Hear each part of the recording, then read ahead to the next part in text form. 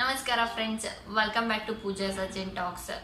Friends, ಇವತ್ತಿನ ವಿಡಿಯೋದಲ್ಲೂ ಕೂಡ ನಾನು ನಿಮ್ಮ ಪ್ರಶ್ನೆಗಳಿಗೆ ಕಮೆಂಟ್ಸ್ಗಳಿಗೆ ಉತ್ತರವನ್ನು ಕೊಡೋವಂಥ ಕೆಲಸವನ್ನು ಮಾಡ್ತಾ ಇದ್ದೀನಿ. Q&A ಸೀರೀಸ್ ಸ್ವಲ್ಪ ಲೆಂತಿ ಆಗ್ತಿದೆ, ಗೊತ್ತಾಗ್ತಿದೆ ನನಗೆ. ಪ್ರತಿ ವಾರ ಇದೇ ಆಗ್ತಿದೆ.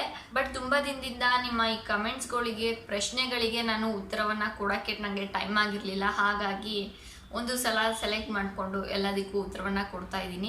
ಆ್ಯಂಡ್ ಸಾಧ್ಯವಾದಷ್ಟು ಮಟ್ಟಿಗೆ ನಾನು ಕಮೆಂಟ್ಸಲ್ಲೇ ನಿಮಗೆ ಉತ್ತರ ಕೊಡೋದಕ್ಕೆ ಪ್ರಯತ್ನವನ್ನು ಮಾಡಿರ್ತೀನಿ. ಬಟ್ ತುಂಬ ಇಂಪಾರ್ಟೆಂಟ್ ಕ್ವಶನ್ಸ್ ಅನ್ನೋವಂಥವು ಆ್ಯಂಡ್ ಆ ಒಂದು ಕ್ವಶನಿಂದ ನಿಮ್ಗೆ ಇನ್ನೇನೋ ತಿಳಿಸ್ಬೇಕು, ಇನ್ನೇನೋ ಒಂದು ಯೂಸ್ಫುಲ್ ಆದ ಇನ್ಫಾರ್ಮೇಷನ್ನ ಕೊಡಬೇಕು ಅನ್ನೋವಂಥ ಕೆಲವೊಂದಷ್ಟು ಕಮೆಂಟ್ಸ್ಗಳನ್ನ ಮಾತ್ರ ನಾನು ಇಲ್ಲಿ ತೊಗೊಂಡಿರ್ತೀನಿ. ಸೊ ಈ Q&A ಸೀರೀಸಿಂದ ನಿಮ್ಮ ಟೈಮ್ನಂತೂ ನಾನೇನು ವೇಸ್ಟ್ ಮಾಡಿಸ್ತಿಲ್ಲ. ಸ್ವಲ್ಪನಾದರೂ ಇದರಿಂದ ಏನಾದರೂ ಇನ್ಫಾರ್ಮೇಷನ್ ತಿಳ್ಕೊತೀರಾ ಖಂಡಿತ. ಅಂಥ ಕ್ವಶನ್ಸ್ಗಳನ್ನೇ ನಾನು ವಿಡಿಯೋಗೋಸ್ಕರ ಸೆಲೆಕ್ಟ್ ಮಾಡ್ಕೊಂಡಿರ್ತೀನಿ. ಸೊ ಬನ್ನಿ ಇವತ್ತಿನ ವಿಡಿಯೋನ ಸ್ಟಾರ್ಟ್ ಮಾಡೋಣ.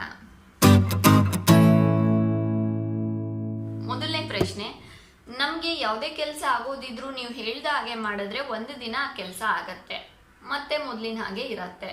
ಮತ್ತೆ ಆ ಕೆಲಸ ಆಗಬೇಕು ಅಂದರೆ ನೀವು ಹೇಳ್ದ ಹಾಗೆ ಮಾಡಬೇಕು. ಶಾಶ್ವತ ಪರಿಹಾರ ತಿಳಿಸಿ ಪ್ಲೀಸ್ ಅಂತ ಕೇಳಿದ್ದಾರೆ. ಆ್ಯಕ್ಚುಲಿ ನಿಮ್ಮ ಸಮಸ್ಯೆ ಏನು, ಯಾವ ಸಮಸ್ಯೆಗೋಸ್ಕರ ಲಾ ಆಫ್ ಅಟ್ರಾಕ್ಷನ್ನ ಬಳಸ್ತಿದ್ದೀರಾ ಅಂತ ನೀವು ಕ್ಲಿಯರ್ ಆಗಿ ಹೇಳಿದಿದ್ರೆ ಇನ್ನು ನನಗೆ ಈಸಿ ಆಗ್ತಿತ್ತು ಆನ್ಸರ್ ಮಾಡೋದಕ್ಕೆ. But still okay, no problem. ನಾನು ಗೆಸ್ ಮಾಡೋದಾದರೆ ಮೋಸ್ಟ್ಲಿ ನೀವು ಹೇಳಿರೋ ರೀತಿ ನೋಡಿದ್ರೆ ಲಾ ಆಫ್ ಅಟ್ರಾಕ್ಷನ್ನ ನೀವು ರಿಲೇಷನ್ಶಿಪ್ಗೋಸ್ಕರ ಬಳಸಿರ್ತೀರಾ, ಅಥವಾ ರಿಲೇಷನ್ಶಿಪ್ಪಲ್ಲಿ ಇರೋವಂಥ ಮಿಸ್ಅಂಡರ್ಸ್ಟ್ಯಾಂಡಿಂಗ್ಸ್ ಇದಾಗಲಿ ಅಂತ ಅಂದ್ಬಿಟ್ಟು ಏನಾದರೂ ಈ ರೀತಿ ಬಳಸಿರ್ತೀರಾ ಅಂತ ಅನ್ಕೊತೀನಿ. ಬಿಕಾಸ್ ಲಾ ಆಫ್ ಅಟ್ರಾಕ್ಷನ್ನ ರಿಲೇಷನ್ಶಿಪ್ಗೋಸ್ಕರ ಬಳಸಬೇಕಾದ್ರೆ ಅವರಲ್ಲಿ ಚೇಂಜಸ್ ಆಗ್ತಾ ಬರ್ತಿರತ್ತೆ. ಆ ಚೇಂಜಸ್ನ ನಿಮ್ಮ ಮಧ್ಯೆ ನೀವು ಅಬ್ಸರ್ವ್ ಮಾಡಿದ ತಕ್ಷಣ ಏನು ಅನ್ಕೋತೀರಾ ಅಂದರೆ, okay, law of attraction work ಆಯಿತು, ನಮಗೆ ನಾವು ಅನ್ಕೊಂಡಂಥ ಕೆಲಸ ಗುರಿಯನ್ನು ಸಾಧಿಸ್ಬಿಟ್ವಿ, ಲಾ ಆಫ್ ಅಟ್ರಾಕ್ಷನ್ನ ಈಗ ಸ್ಟಾಪ್ ಮಾಡೋಣ ಅಂತ ಅಂದ್ಬಿಟ್ಟು. ಬಟ್ ಕಂಪ್ಲೀಟ್ ಆಗಿ ರಿಲೇಷನ್ಶಿಪ್ಪಲ್ಲಿ ಅಂಡರ್ಸ್ಟ್ಯಾಂಡಿಂಗ್ ಬಂದಿರೋದಿಲ್ಲ. ನಿಮ್ಮ ಮೈಂಡ್ ಆಗಲಿ ಅಥವಾ ಅವರ ಮೈಂಡ್ ಆಗಲಿ ಇನ್ನೂ ಅದಕ್ಕೆ ಅಡ್ಜಸ್ಟ್ ಆಗ್ತಾ ಇರುತ್ತೆ, ಆಗ ತಾನೇ. ಬಟ್ ಸ್ವಲ್ಪ ಚೇಂಜಸ್ ಕಾಣ್ತಿದ್ದಾಗೆ ನೀವು ಲಾ ಆಫ್ ಅಟ್ರಾಕ್ಷನ್ ಮಾಡೋದನ್ನು ನಿಲ್ಲಿಸ್ಬಿಟ್ರಿ ಅಂತ ಅಂದರೆ ಮತ್ತೆ ಅದೇ ರೀತಿ ಆಗತ್ತೆ. ಸೊ ಹಾಗಾಗಿ ನನ್ನ ಅಡ್ವೈಸ್ ಏನಂತ ಅಂದರೆ, ರಿಲೇಷನ್ಶಿಪ್ಗೋಸ್ಕರ ಲಾ ಆಫ್ ಅಟ್ರಾಕ್ಷನ್ನ ಬಳಸ್ತಿರ್ಬೇಕಾದ್ರೆ ಸ್ವಲ್ಪ ಏನೋ ಚೇಂಜಸ್ ಕಾಣ್ತಿದೆ ಅಂತ ಅಂದ ತಕ್ಷಣ ಲಾ ಆಫ್ ಅಟ್ರಾಕ್ಷನ್ನ ಮಾಡೋದನ್ನು ನಿಲ್ಲಿಸ್ಬೇಡಿ. ಕಂಟಿನ್ಯೂ ಮಾಡಿ, ಸ್ವಲ್ಪ ದಿನದವರೆಗೆ, ಸ್ವಲ್ಪ ತಿಂಗಳವರೆಗೆ ಹಾಗೆ ಕಂಟಿನ್ಯೂ ಮಾಡ್ತಾ ನಿಧಾನವಾಗಿ ನಿಲ್ಲಿಸ್ಕೊಂಡ್ರೆ ಆಯಿತು. ಆ್ಯಂಡ್ ಇಲ್ಲಿ ನಾನು ಇನ್ನೊಂದು ವಿಷಯ ನಿಮಗೆ ಕ್ಲಿಯರ್ ಮಾಡಬೇಕು. ನೀವು ಲಾ ಆಫ್ ಅಟ್ರಾಕ್ಷನ್ನ ಇನ್ಯಾರನ್ನೋ ಬದಲಾಯಿಸೋದಕ್ಕೋಸ್ಕರ ಯೂಸ್ ಮಾಡ್ತಾ ಇದ್ದೀರಾ ಅಂತ ಅಂದರೆ ದಯವಿಟ್ಟು ಹಾಗೆ ಮಾಡೋಕ್ಕೆ ಹೋಗಬೇಡಿ. ಹಾಗೊಂದು ವೇಳೆ ಅವರ ಮನಸ್ಸನ್ನು ಚೇಂಜ್ ಮಾಡೋದಿಕ್ಕೋ ಅಥವಾ ಅವ್ರು ನಿಮ್ಮ ಕಡೆ ಅಟ್ರಾಕ್ಟ್ ಆಗೋದಿಕ್ಕೋ ನೀವು ಲಾ ಆಫ್ ಅಟ್ರಾಕ್ಷನ್ನ ಯೂಸ್ ಮಾಡ್ತಾ ಇದ್ದೀರಾ ಅಂತ ಅಂದರೆ ಪದೇ ಲಾ ಆಫ್ ಅಟ್ರಾಕ್ಷನ್ನ ಯೂಸ್ ಮಾಡುವಂಥ ಪರಿಸ್ಥಿತಿಗಳು ನಿಮಗೆ ಬರ್ತಾನೆ ಇರುತ್ತೆ.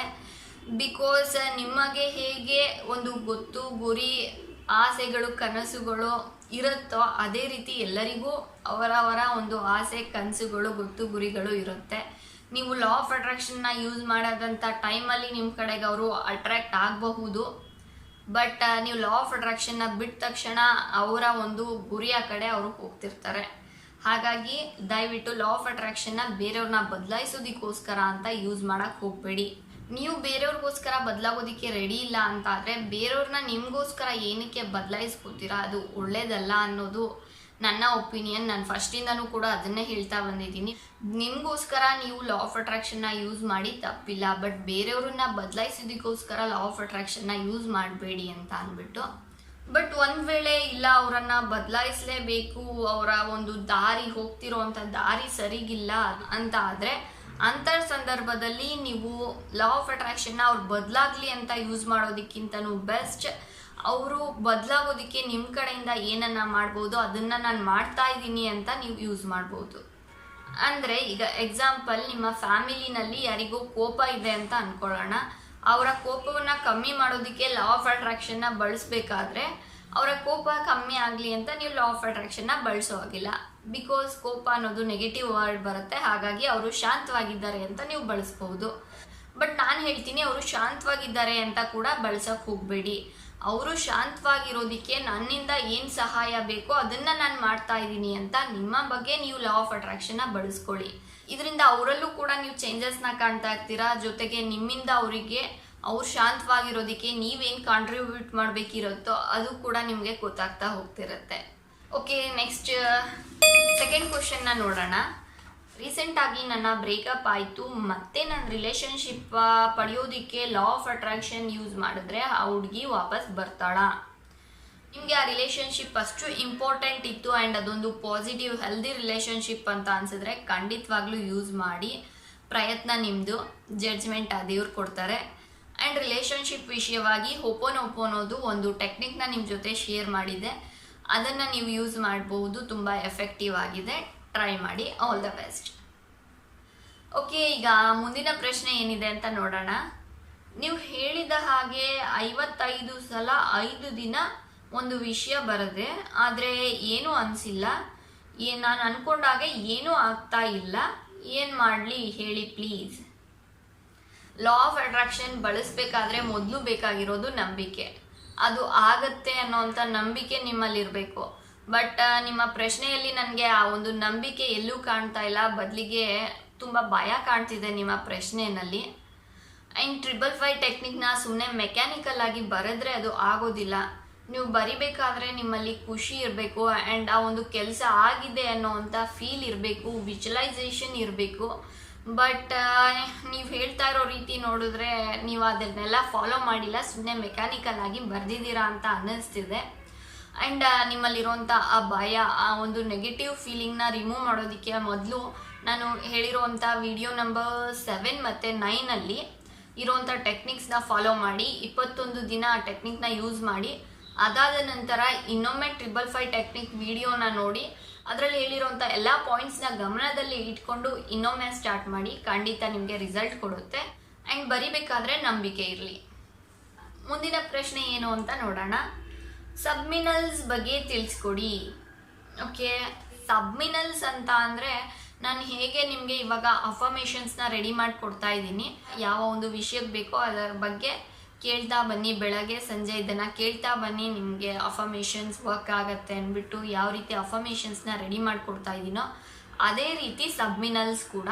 ಬಟ್ ಸಬ್ಮಿನಲ್ಸಲ್ಲಿ ಆ ಒಂದು ಅಫರ್ಮೇಷನ್ಸ್ನ ಸ್ಪೀಡನ್ನು ಜಾಸ್ತಿ ಮಾಡ್ತಾರೆ.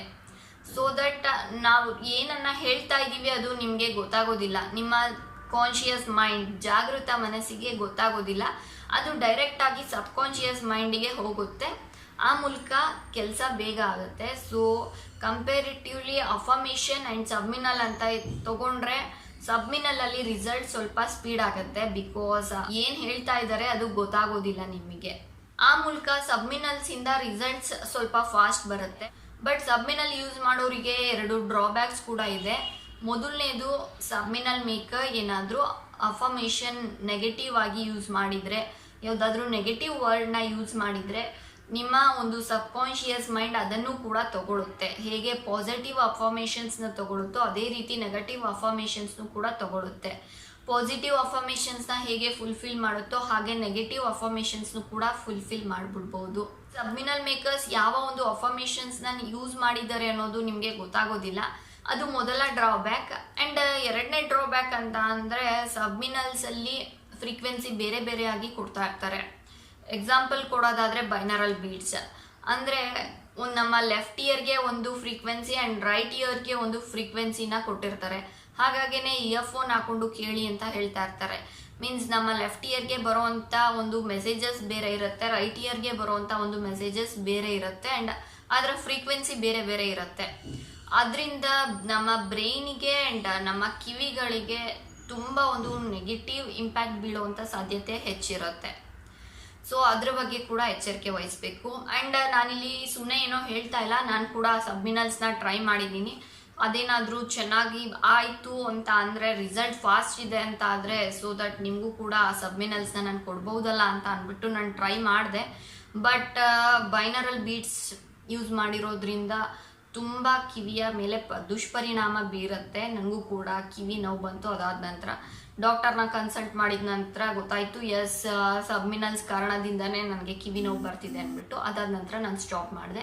ಸೊ ಸಬ್ಮಿನಲ್ಸ್ ಯೂಸ್ ಮಾಡೋದಾದರೆ ಎಚ್ಚರಿಕೆಯಿಂದ ಯೂಸ್ ಮಾಡಿ. ನನ್ನ ಪ್ರಕಾರ ಯೂಸ್ ಮಾಡೋದೇ ಇರೋದೇ ಬೆಸ್ಟ್. ತುಂಬ ಲಾ ಆಫ್ ಅಟ್ರಾಕ್ಷನ್ ಟೆಕ್ನಿಕ್ಸ್ ಇದೆ, ಅಫರ್ಮೇಷನ್ಸ್ ಇದೆ, ಅದನ್ನು ಯೂಸ್ ಮಾಡ್ಕೊಳ್ಳೋದು ಒಳ್ಳೆಯದು. ಸಬ್ಮಿನಲ್ಸ್ ನನ್ನ ಪ್ರಕಾರ ಇಟ್ಸ್ ನಾಟ್ ಗುಡ್ ಅಂತ ನನಗನ್ನಿಸ್ತು. ನೆಕ್ಸ್ಟ್ ಕ್ವಶನ್ನ ನೋಡೋಣ. ಮನಿಯ ಬಗ್ಗೆ, ಸೆಲ್ಫ್ ಡೆವಲಪ್ಮೆಂಟ್ ಬಗ್ಗೆ ಇರುವಂಥ ಕನ್ನಡ ಬುಕ್ಸ್ನ ದಯಮಾಡಿ ತಿಳಿಸಿ ಅಂತ ಕೇಳಿದ್ದಾರೆ. ಖಂಡಿತ. Okay, thank you. ನಿಮ್ಮ ಈ ಒಂದು ಸಜೆಷನ್ನ ನಾನು ತಗೊತೀನಿ ಆ್ಯಂಡ್ ಈಗಾಗಲೇ ಇಂಪ್ಲಿಮೆಂಟ್ ಮಾಡ್ತಾ ಇದ್ದೀನಿ ಕೂಡ. ಈಗ ಇತ್ತೀಚೆಗೆ ಬರುವಂಥ ವೀಡಿಯೋಸ್ಗಳಲ್ಲಿ ಆ ಒಂದು ವೀಡಿಯೋಸ್ಗೆ ರಿಲೇಟೆಡ್ ಆದಂಥ ಟಾಪಿಕ್ಸ್ ಇರೋವಂಥ ಬುಕ್ಸ್ಗಳನ್ನ ನಾನು ಹಾಕ್ತಾ ಇದ್ದೀನಿ. ಅದು ಕನ್ನಡ ಬುಕ್ಸ್ ಅಂತ ಅಲ್ಲ, ಇಂಗ್ಲೀಷ್ ಬುಕ್ಸ್ ಕೂಡ ಅದರಲ್ಲಿ ಇದೆ. ಮೀನ್ಸ್ ನಾನು ಯಾವ ಬುಕ್ಸ್ಗಳನ್ನ ರೆಫರ್ ಮಾಡಿರ್ತೀನೋ ಆ ಬುಕ್ಸ್ಗಳನ್ನ ಲಿಂಕನ್ನು ನಾನು ಹಾಕ್ತಾ ಇರ್ತೀನಿ ಡಿಸ್ಕ್ರಿಪ್ಷನಲ್ಲಿ. ನಿಮಗೆ ಬೇಕಂದರೆ ಚೆಕ್ ಮಾಡಿಕೊಂಡು ನೀವು ಬೈ ಮಾಡ್ಬೋದು ಅಂತ. ಆ್ಯಂಡ್ ಎಲ್ಲ ವಿಡಿಯೋಸ್ಗೂ ಹಾಕಿಲ್ಲ, ನಾನು ಸ್ಟಾರ್ಟಿಂಗಿಂದ ಪ್ರಾಕ್ಟೀಸ್ನ ಇಟ್ಕೊಂಡಿರಲಿಲ್ಲ, ಬಟ್ ಇತ್ತೀಚೆಗೆ ನಾನು ಅದನ್ನು ಮಾಡ್ತಾ ಇದ್ದೀನಿ. ಸೊ ಸ್ವಲ್ಪ ಟೈಮ್ ಕೊಡಿ, ಎಲ್ಲ ಒಂದು ವೀಡಿಯೋಸ್ಗೂ ಅದಕ್ಕೆ ರಿಲೇಟೆಡ್ ಆದಂಥ ಬುಕ್ಸ್ಗಳನ್ನ ಹಾಕ್ಕೊಡ್ತೀನಿ. Thank you. ಇವತ್ತಿನ ವಿಡಿಯೋದಲ್ಲಿ ನಿಮ್ಮ ಪ್ರಶ್ನೆಗಳಿಗೆ ನಾನು ಕೊಟ್ಟಂಥ ಉತ್ತರ ನಿಮಗೆ ತೃಪ್ತಿ ಕೊಡ್ತು, ಏನೋ ಒಂಚೂರು ಬೆನಿಫಿಟ್ ಆಯಿತು, ಯೂಸ್ಫುಲ್ ಆಯಿತು ಅಂತ ಅನಿಸಿದ್ರೆ ದಯವಿಟ್ಟು ಎಲ್ಲರೊಂದಿಗೆ ವಿಡಿಯೋನ ಶೇರ್ ಮಾಡಿ. ಹಾಗೆ ನೀವು ಕೂಡ ಲೈಕ್ ಮಾಡೋದಕ್ಕೆ, ಕಮೆಂಟ್ ಮಾಡೋದಕ್ಕೆ ಮರಿಬೇಡಿ. ಮುಂದಿನ ವಿಡಿಯೋದಲ್ಲಿ ಮತ್ತೆ ಸಿಗ್ತೀನಿ. ಅಲ್ಲಿವರೆಗೂ bye bye. Thank you. Thanks for watching.